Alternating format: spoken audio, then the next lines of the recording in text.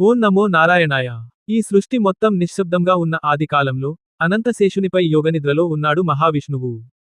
ధర్మం క్షీణించినప్పుడు, అధర్మం పెరిగినప్పుడు లోకాలను రక్షించేందుకు విష్ణుమూర్తి అవతారాలు ధరిస్తాడు.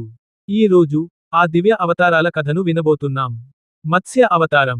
ప్రళయం రాబోతున్నప్పుడు వేదాలను కాపాడేందుకు విష్ణువు మత్స్య రూపంలో అవతరించాడు.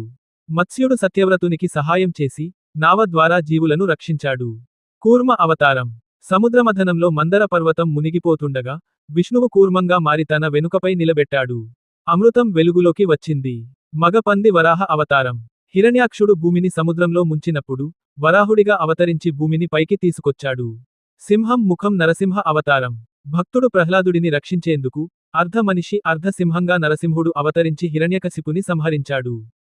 వామన అవతారం. బలి చక్రవర్తి అహంకారాన్ని తొలగించేందుకు వామనుడిగా వచ్చి 3 అడుగుల్లో లోకాలను కొలిచాడు. పరశురామ అన్యాయ రాజులను రక్షించేందుకు పరశురాముడిగా అవతారమెత్తాడు. శ్రీరామ అవతారం. ధర్మానికి ప్రతికథ రాముడిగా పుట్టి రావణాసురుని సంహరించాడు. కృష్ణ అవతారం.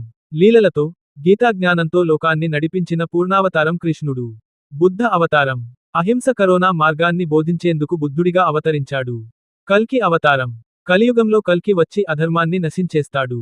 ధర్మాన్ని కాపాడేందుకు యుగయుగాలకు అవతరించిన విష్ణుమూర్తికి జయం.